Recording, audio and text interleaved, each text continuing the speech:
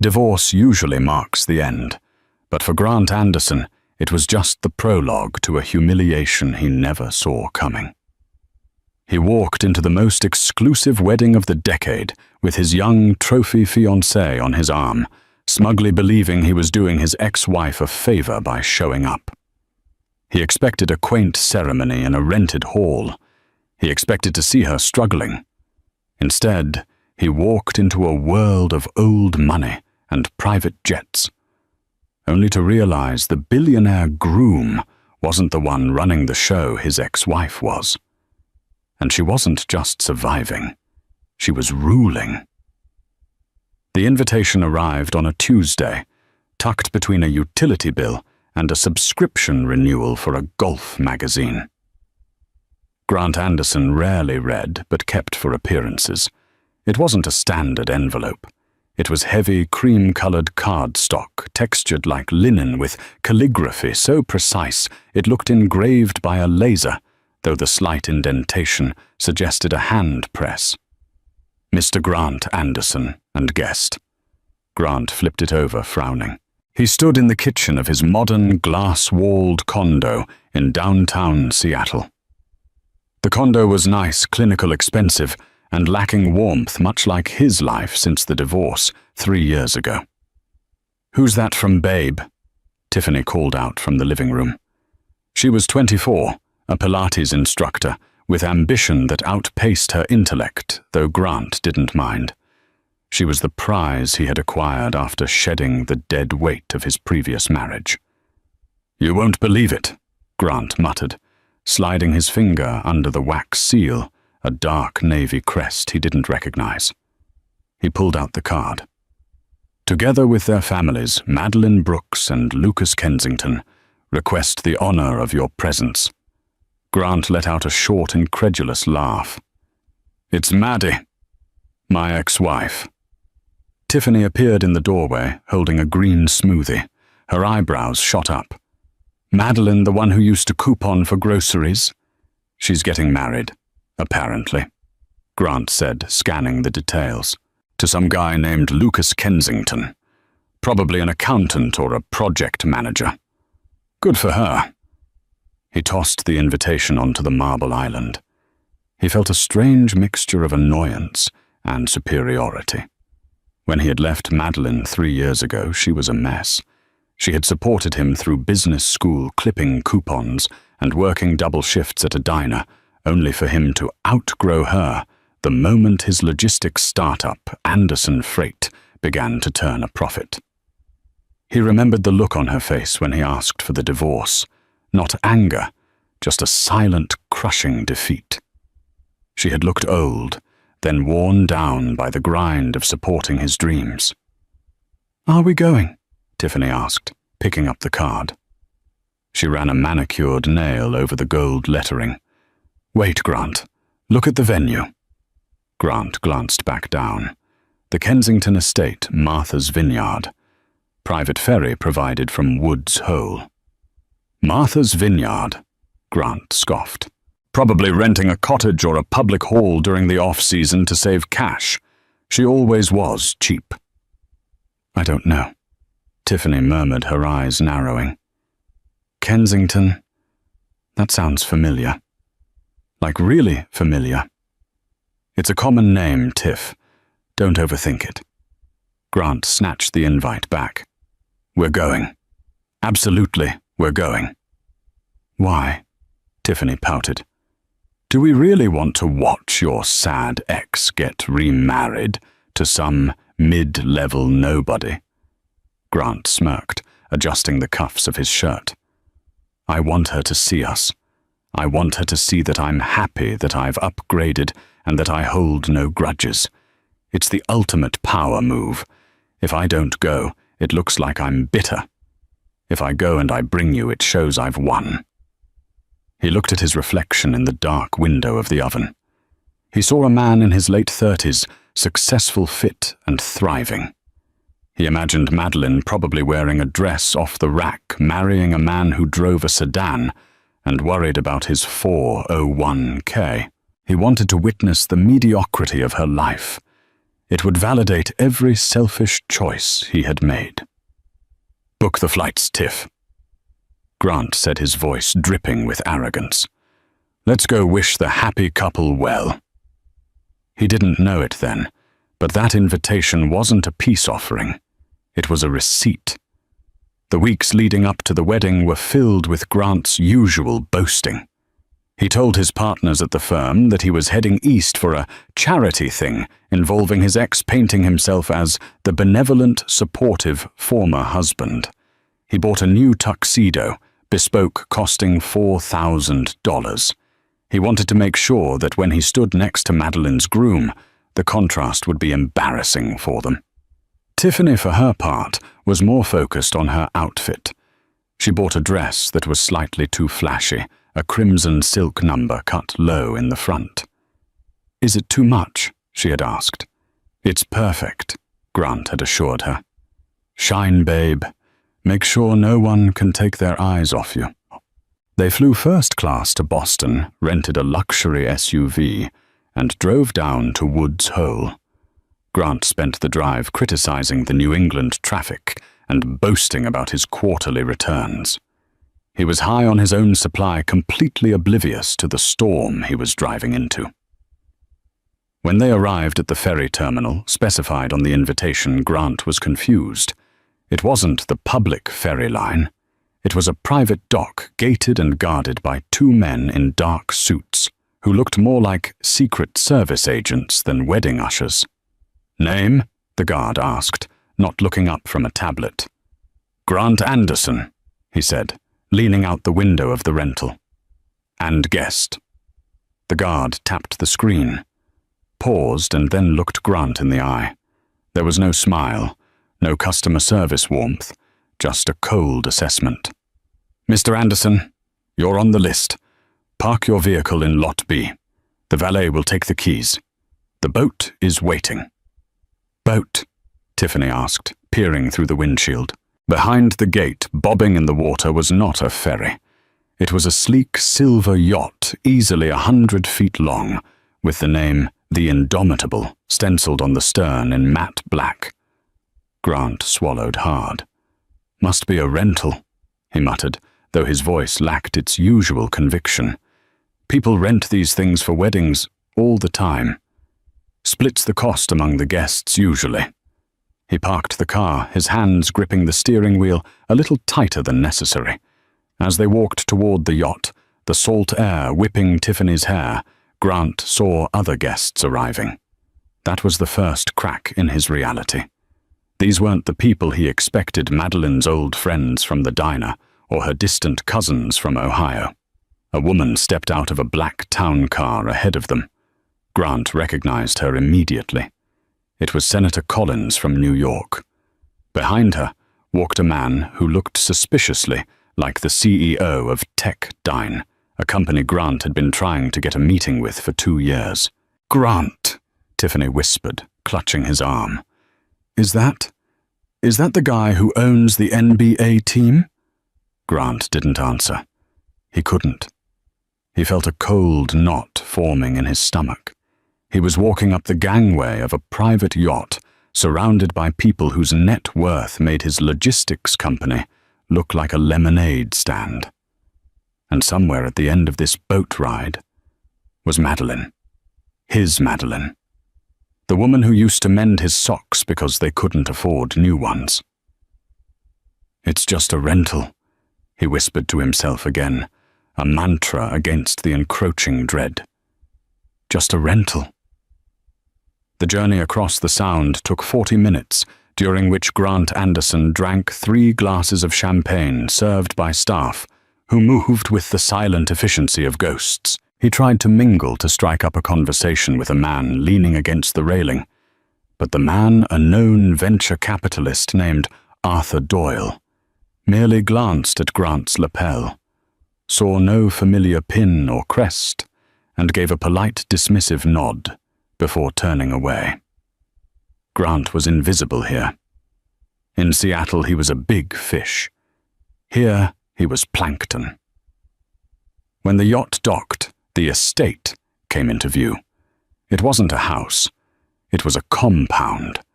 Sprawling across a private peninsula, the architecture was a blend of historic stone and modern glass perched on cliffs overlooking the Atlantic. There were helicopters on a distant pad. A fleet of vintage Rolls-Royces waited to shuttle guests from the dock to the main lawn. "Oh my God!" Tiffany breathed, her grip on his arm, tightening to the point of pain. "Grant, your ex-wife. Who exactly is she marrying?" "I told you I don't know." Grant snapped, his composure fraying. "Lucas Kensington. I've never heard of him." "I Googled him," Tiffany hissed, pulling out her phone. "There was no service on the boat, but I have a signal now." "And, Grant, Lucas Kensington is the heir to Kensington Steel. He founded Aurora Biolabs. He's..." "Grant Forbes says he's worth $8 billion. The number hit Grant like a physical blow. $8 billion. "That's impossible," he stammered. "Madeline is a waitress. Well, she was. She was an administrative assistant when we split. How would she even meet someone like that? Maybe she's the nanny." Tiffany suggested, trying to be helpful but only making it worse.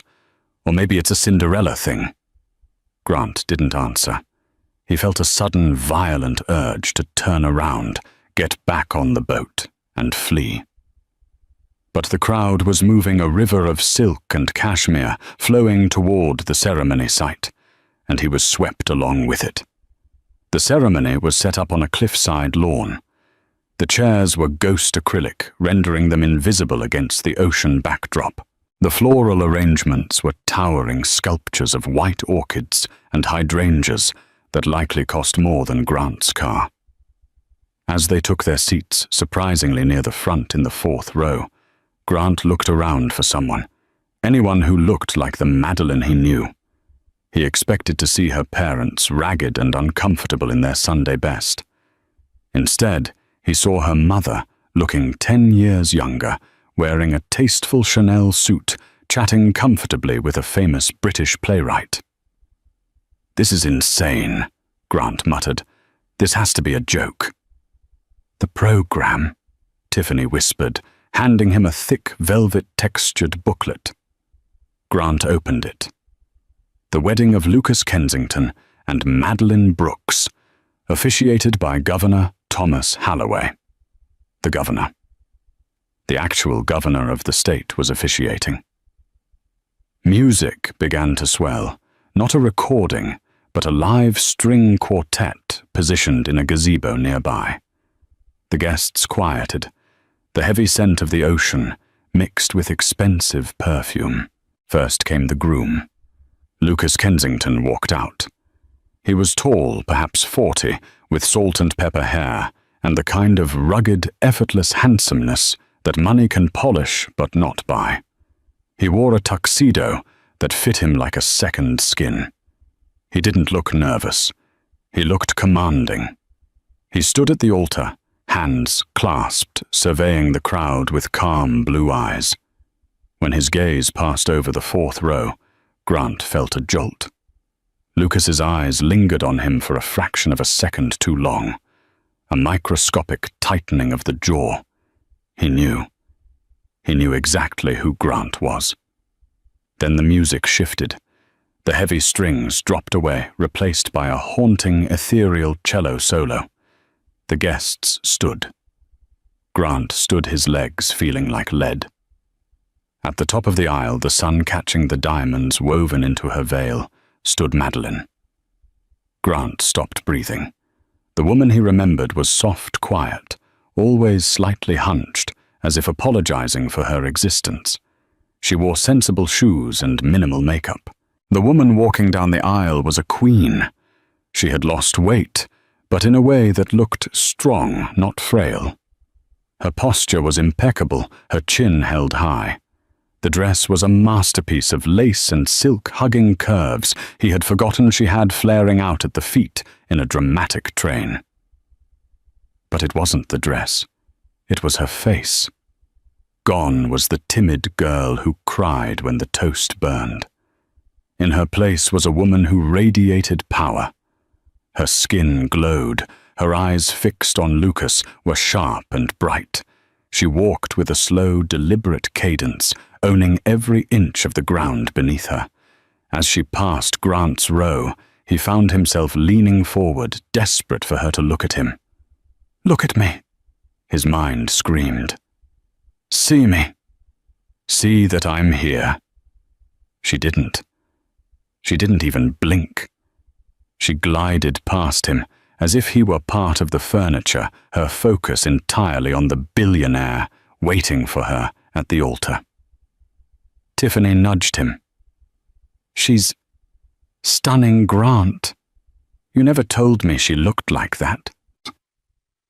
"She didn't," Grant whispered, his voice hoarse. "She never looked like that with me." The realization was a cold knife in his gut. It wasn't that Madeline had never been capable of this beauty or this grace. It was that being with him had suppressed it. He hadn't been her prize. He had been her anchor, dragging her down into the mud of mediocrity. He sat through the vows in a daze. He heard them promise to love and cherish, to build empires together. He watched Lucas kiss her with a passion that made Grant look away, embarrassed by the intimacy of it. "I now pronounce you husband and wife." The applause was thunderous as the couple walked back down the aisle, Madeline laughing, her hand firmly in Lucas's. Grant finally caught her eye, just for a second. She looked at him. There was no hate in her eyes, no lingering love. There was only a polite, distant amusement. It was the way one looks at an old yearbook photo of a haircut they regret. She offered him a small, tight smile, almost pitying, and then turned her face up to her billionaire husband, leaving Grant Anderson drowning in the wake of her happiness.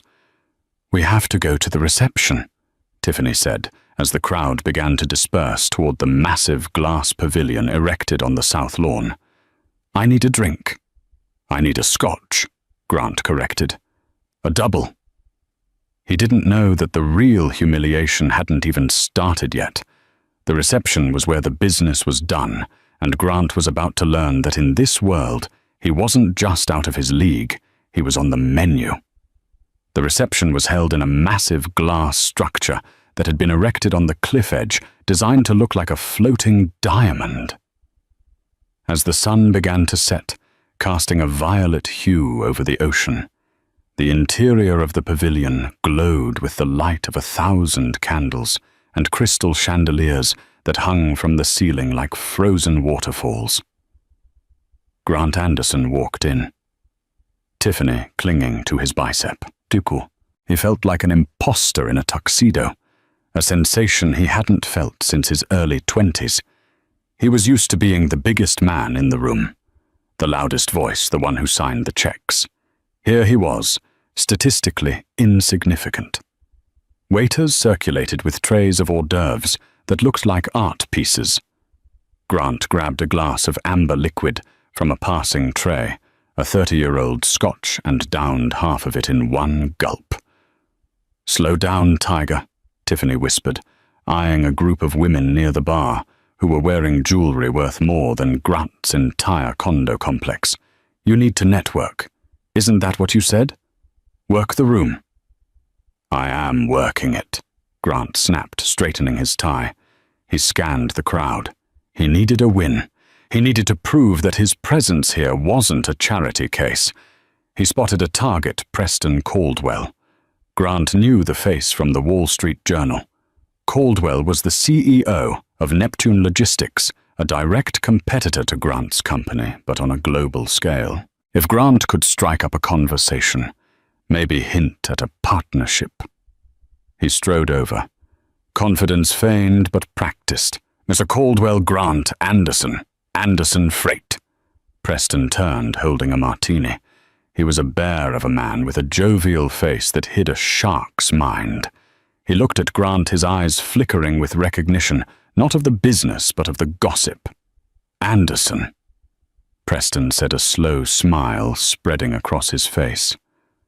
"Ah, yes. The ex-husband." Grant froze. The title hung in the air like a foul odor. I run a logistics firm in Seattle. We've actually been looking into expanding our Pacific routes, and I thought... Preston chuckled, cutting him off.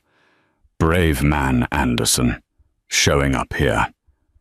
I have to give you credit. Most men would have mailed a gift and stayed in their hole. We remained amicable. Grant lied, his jaw tight. Amicable, Preston repeated, tasting the word. Is that what they call it? I heard you traded her in for a newer model right before she developed the algorithm. Grant blinked. The algorithm?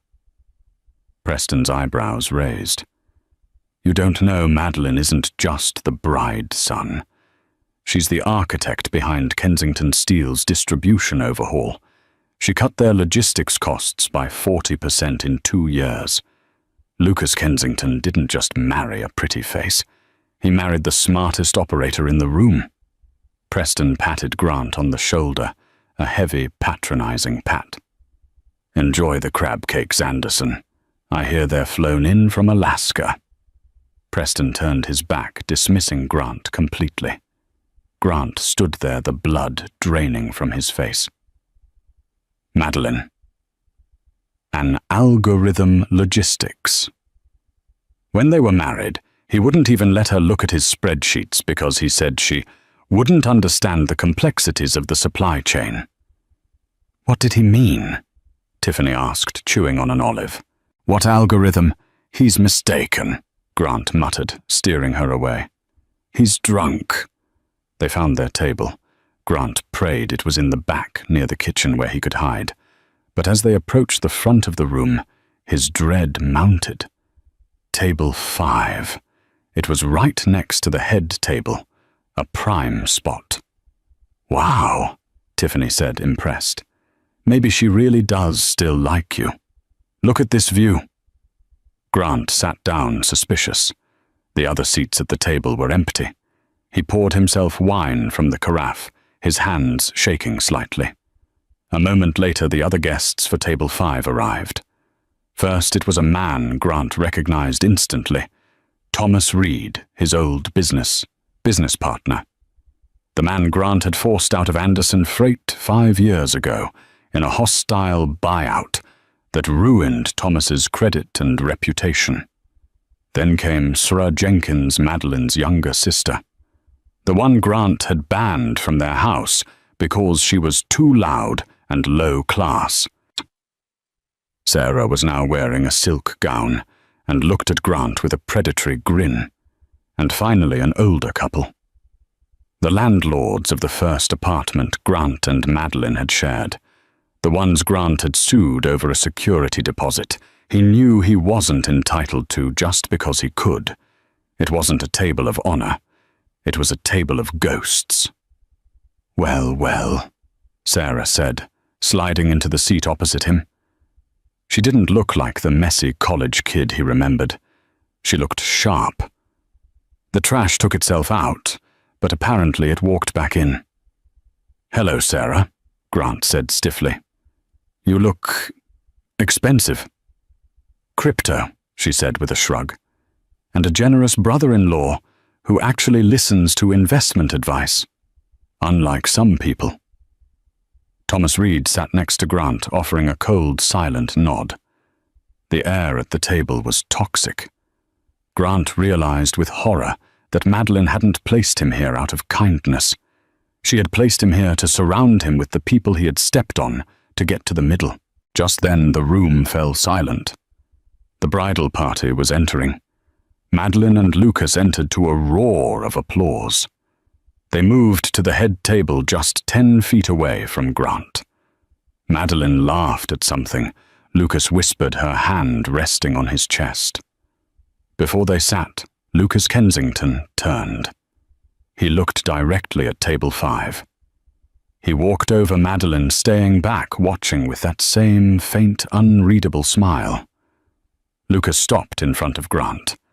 The billionaire was taller than Grant, broader, and possessed an aura of calm that was terrifying. Grant stood up instinctually. Lucas, Congratulations. Beautiful ceremony. Lucas didn't offer a hand. He just looked Grant up and down, inspecting him. Grant Anderson, Lucas said. His voice was deep resonant. I wanted to personally thank you for coming. Of course, Grant said, puffing out his chest slightly.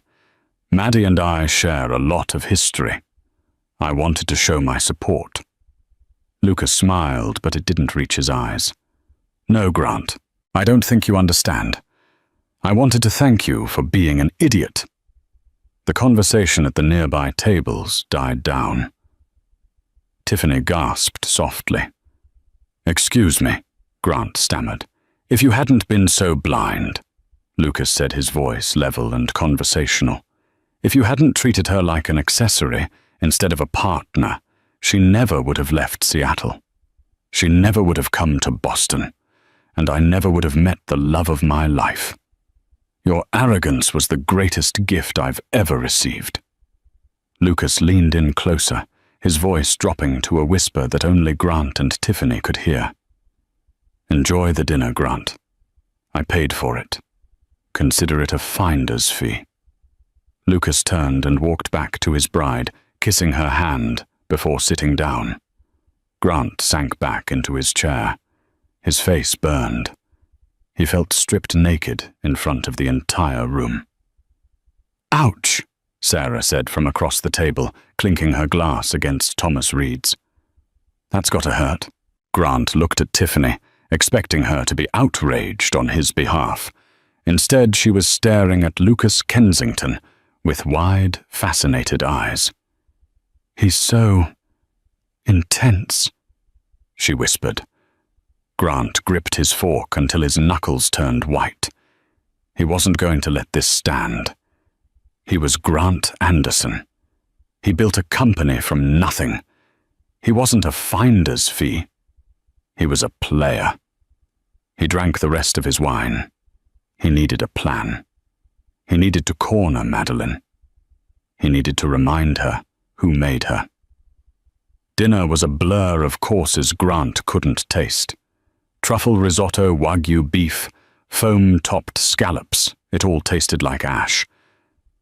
He spent the meal avoiding the gaze of Thomas Reed, who seemed content to just sit there and silently judge him.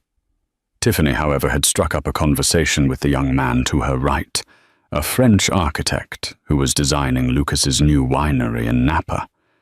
She was laughing, flipping her hair, completely ignoring Grant. He was losing control of everything. As the plates were cleared, the speeches began. The best man. A senator told stories of Lucas's integrity. The maid of honor. A famous neurosurgeon spoke of Madeline's resilience. When I met Madeline 3 years ago, the surgeon said, raising her glass. She was starting over. She didn't have much, but she had a mind that worked like a supercomputer. She didn't just rebuild her life. She rebuilt us.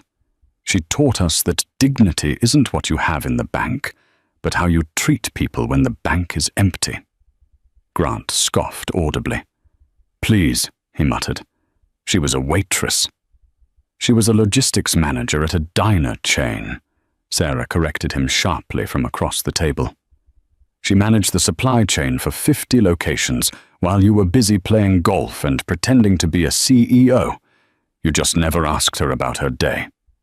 Grant glared at her, but the applause drowned out his retort.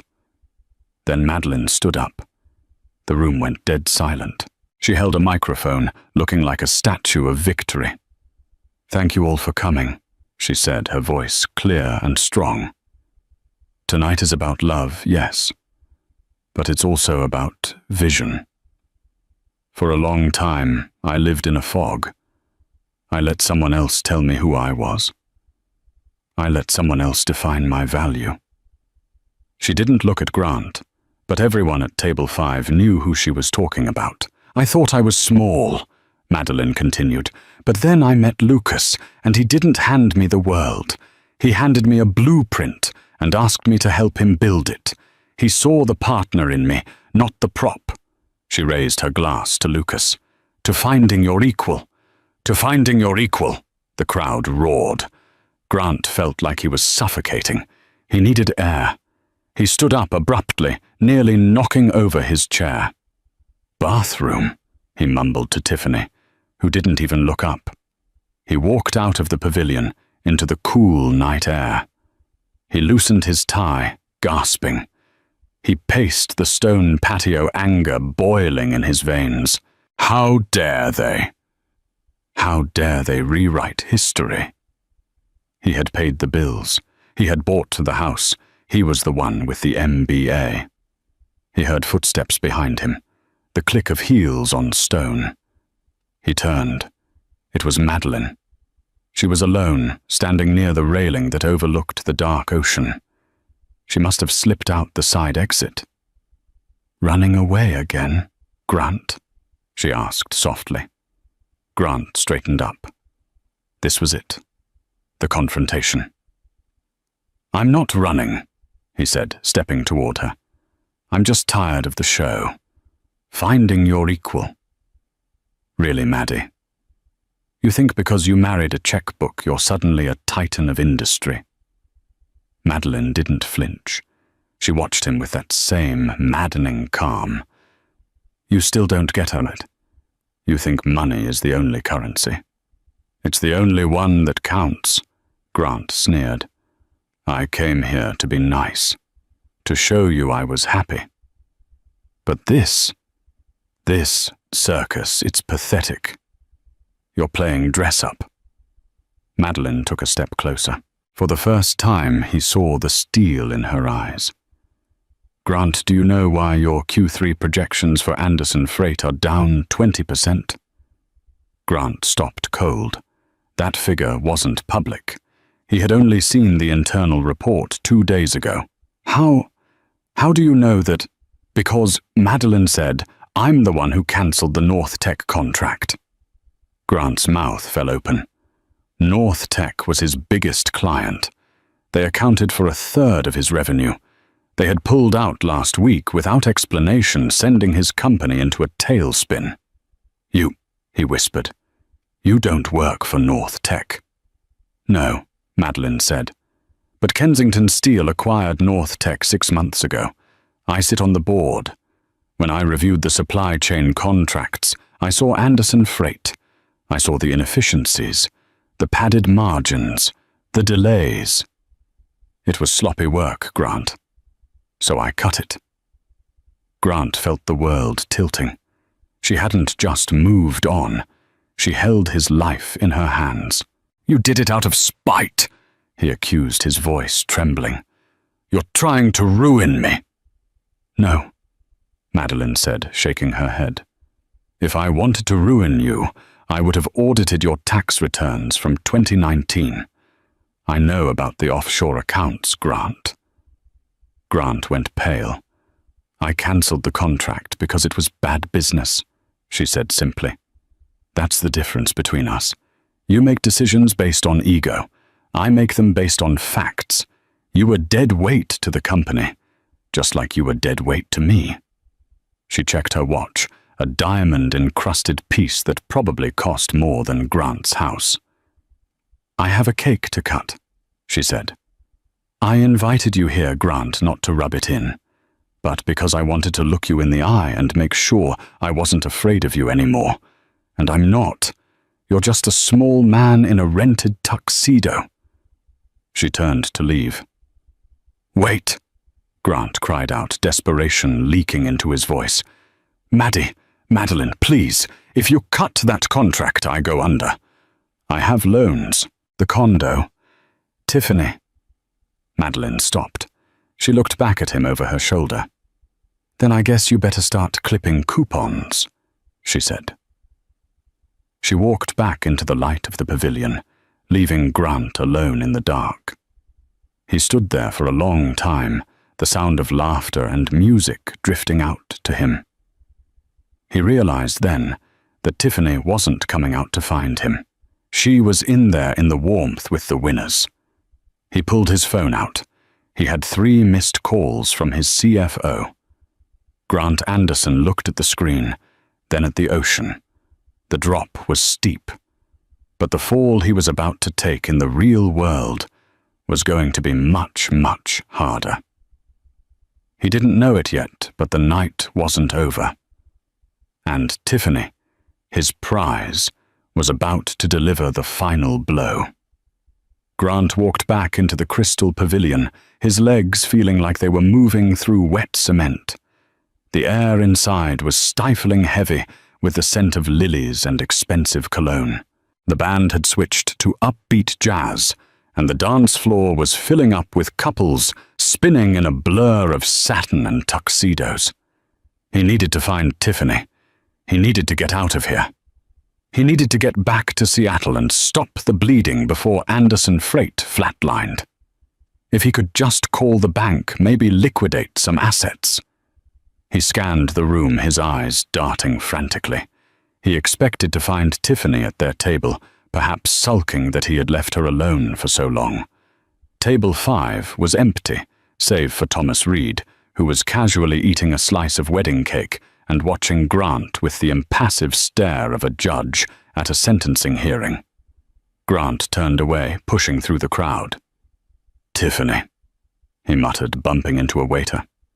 "Watch it," he snapped, though it was his own fault. He finally spotted her. She wasn't sulking. She was near the open bar, surrounded by a group of men who looked like they modeled for luxury watch advertisements. She was laughing, her head thrown back, her hand resting lightly on the forearm of a man Grant recognized, Julian Vane. No, wait. Julian was a band name. This was Carter Vance. Carter was a 29-year-old tech mogul who had just sold his app for 9 figures. He was younger than Grant, richer than Grant, and currently he was entertaining Grant's fiancée. Grant marched over adrenaline, momentarily masking his fear. He reached the circle and grabbed Tiffany's elbow, perhaps a bit too hard. "We're leaving," Grant said, his voice tight. Tiffany stopped laughing. She looked at his hand on her arm, then up at his face. Her expression wasn't one of concern. It was annoyance. "Grant, don't be rude," she said, pulling her arm away. "Carter was just telling us about his trip to Ibiza." "I don't care about Ibiza," Grant hissed, leaning in close so the others couldn't hear. "Something has happened. We need to go. Now." "The ferry doesn't leave until midnight," Tiffany said, taking a sip of her champagne. "Relax. You're sweating. It's gross." "Tiffany," Grant warned, his voice rising. "I said we are leaving. I'll pay the boat captain extra to take us now. Get your purse." Carter Vance looked at Grant with a bemused smirk. "Everything all right here, old sport? You look like you've seen a ghost." "Stay out of this," Grant snapped. He turned back to Tiffany. "Now." Tiffany didn't move. She set her glass down on the bar with a sharp clink. She turned fully toward him, crossing her arms. The crimson dress that Grant had paid for suddenly looked like armor. "No," she said. Grant blinked. "Excuse me." "I said no." Tiffany repeated, her voice steady. "I'm having fun.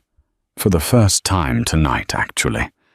You spent the whole boat ride ignoring me and the whole dinner pouting because your ex-wife is doing better than you. I'm not leaving just because you can't handle your ego." "This isn't about ego," Grant whispered furiously. It's complicated. I need to get back to the office." "Does it have to do with the phone call I overheard you make in the bathroom at the airport?" Tiffany asked. Grant froze. "What, the one where you yelled at your accountant about moving funds from the escrow account to cover payroll?" Tiffany raised an eyebrow. "I'm not deaf, Grant, and I'm not stupid." Grant felt the blood drain from his face. "That was just a cash flow issue. Standard business. And the insufficient funds notice on the credit card when I tried to book the spa appointment yesterday." Tiffany pressed her voice, dripping with disdain. "Is that standard business too?" The circle of men around them had gone quiet, watching the drama unfold with the detached amusement of people who had never worried about an overdraft fee in their lives. "Tiffany not here," Grant pleaded his authority, crumbling. "Please." "You know, Grant," Tiffany said, smoothing her hair, "you sold me a dream. You told me you were a king. But looking around this room, looking at Madeline, looking at Carter here, you're not a king. You're just a middle manager with a lease you can't afford." She looked at him with a clarity that was terrifying. Grant realized then that he had never really known her. He thought she was a simple, pretty thing he could possess. But she was a predator, just like him. She had just chosen a bigger carcass to feed on. "I'm breaking the engagement," she said, sliding the 3-carat diamond ring off her finger. She dropped it into the breast pocket of his tuxedo. "You can pawn that. You're going to need the cash." She turned back to Carter Vance, her smile instantly brightening. "So Carter, tell me more about the villa in Ibiza. Does it have a view?" Carter chuckled, wrapping an arm around her waist. "The best view on the island. Let's go get some fresh air." They walked away. Grant stood alone by the bar. The ring burned against his chest through the fabric of his jacket. He watched the woman he had brought as a trophy walk away with a younger, richer man, leaving him standing in the wreckage of his own arrogance. He looked around.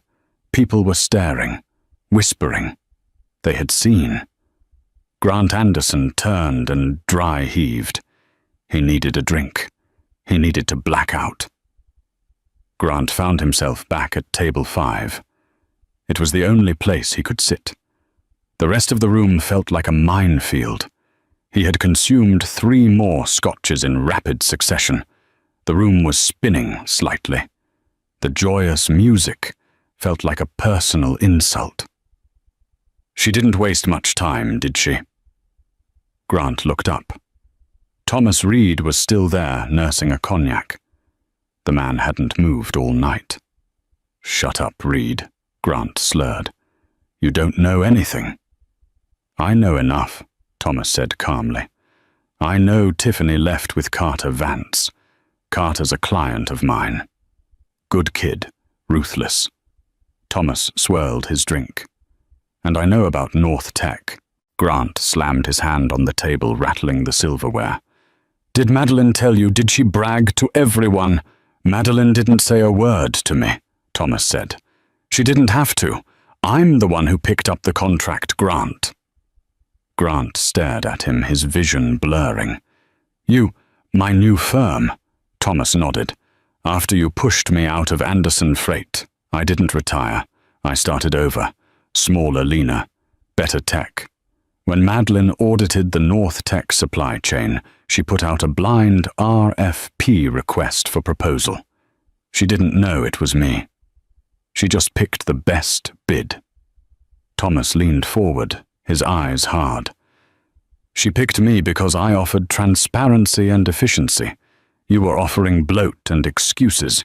You lost that contract because you got lazy, Grant. You thought you were untouchable." Grant slumped in his chair. It wasn't a conspiracy. It wasn't revenge.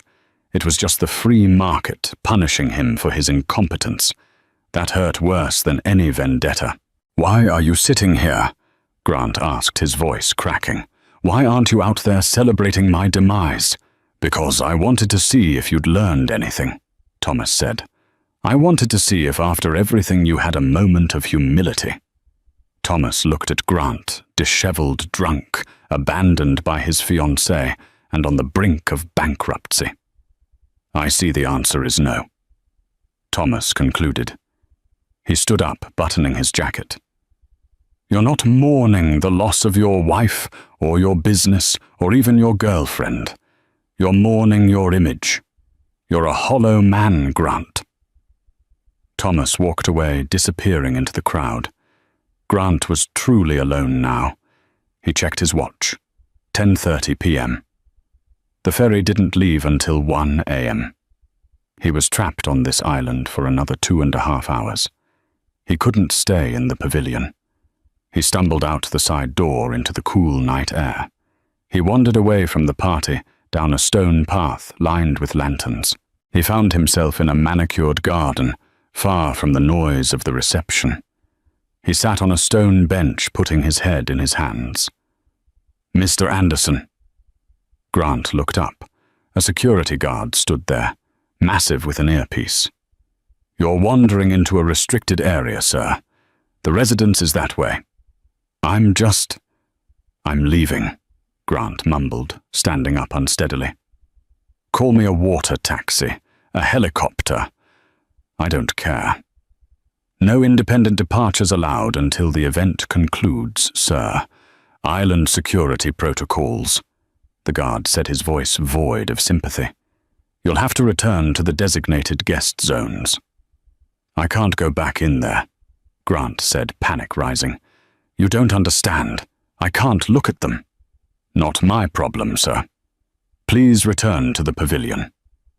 Grant turned back toward the glowing glass structure. It looked like a spaceship ready to take off, leaving him behind on a dying planet. As he walked back, he saw a figure standing on a balcony above him. It was Lucas Kensington. The groom was smoking a cigar, looking out over his domain. He spotted Grant down below in the shadows. Grant stopped. He wanted to shout, to curse him, to demand satisfaction. But he had nothing. Lucas didn't say a word. He just raised his glass in a silent toast. It wasn't a toast of triumph. It was a toast of dismissal. Lucas was acknowledging Grant in the same way one acknowledges a bug before flicking it off a sleeve. Grant lowered his head and kept walking. He spent the next 2 hours hiding in the high-end portable restrooms, trailers with marble sinks and attendants. He sat in a stall scrolling through his phone, watching his life unravel in real time. Emails from vendors demanding payment. A text from his landlord asking about the rent check. An Instagram story from Tiffany. She was on a private jet. The caption read, "Next stop Ibiza, #upgrade." At 1:00 a.m., the horn of the yacht sounded. Grant was the first one at the dock. He boarded the Indomitable without looking back. He huddled in a corner of the lower deck, away from the other guests who were still high on champagne and laughter. As the boat pulled away from the island, Grant looked back at the estate. The lights were still blazing. The party was still going. Madeline was back there dancing with a billionaire ruling an empire, surrounded by friends and family who adored her. She hadn't needed to destroy Grant. She had simply outgrown him. Grant touched the pocket where the ring sat. He would pawn it tomorrow. It would buy him a month, maybe 2. But as he watched the lights of the Kensington estate fade into the fog, Grant Anderson knew the truth. He wasn't going back to Seattle to fight. He was going back to surrender. But the universe, it seemed, had one final twist for him. As the yacht docked in Woods Hole, 2 men in windbreakers were waiting on the pier. They weren't wedding guests, and they weren't valet drivers. They had badges on their belts. Grant stepped off the gangway, and the taller of the 2 men stepped forward. "Grant Anderson, yes," Grant said, his heart hammering against his ribs. "I'm Special Agent Miller with the FBI. We need to have a conversation about Anderson Freight's involvement in the import of restricted electronic components." Grant's knees buckled. I didn't sign those manifests," he stammered. "We have the logs, Mr. Anderson, and we have a witness who flipped. A Mr. Thomas Reed provided us with the documentation this evening." Grant closed his eyes. Thomas hadn't just beaten him in business. He had buried him. "You have the right to remain silent," the agent began, as the handcuffs clicked around his wrists, cold, heavy steel. Grant looked out at the dark water one last time. The wedding invitation was still in his jacket pocket. "The honor of your presence." He started to laugh. a dry, broken sound that sounded like glass shattering. He had gone to the wedding to show off. He had gone to prove he was a winner. Instead, he had driven himself directly into the trap he had built for himself, brick by arrogant brick. The agent pushed him toward the waiting sedan. "Watch your head." Grant Anderson ducked into the car, and the door slammed shut, sealing him in darkness. 18 months later.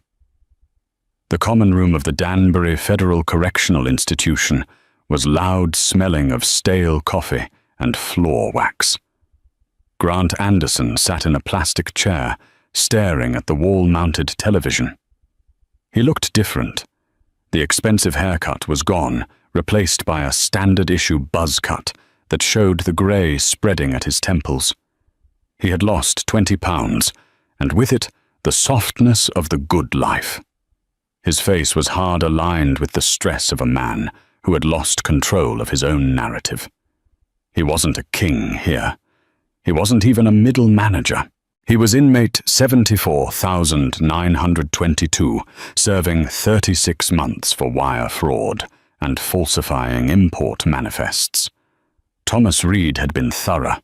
The evidence was undeniable. "Hey, Anderson!" A younger inmate named Miller shouted, pointing at the screen. "Isn't that the chick you wouldn't shut up about?" Grant looked up. The channel was tuned to a business news network. The chyron at the bottom of the screen read, "Innovator of the Year, Madeline Kensington." There she was. Madeline. She was sitting in a studio looking radiant in a white blazer. She was being interviewed about the new foundation she and Lucas had started, a scholarship fund for single mothers, putting themselves through business school. "So, Mrs. Kensington," the interviewer asked, leaning in, "you've been credited with revitalizing the entire supply chain model for the steel industry, and now you're tackling education. What drives you? Is it a desire to prove the doubters wrong?" Grant held his breath. He waited for her to mention him.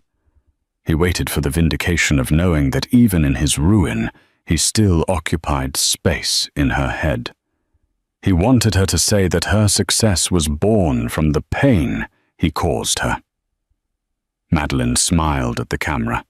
It was a genuine, warm smile. "No," she said softly.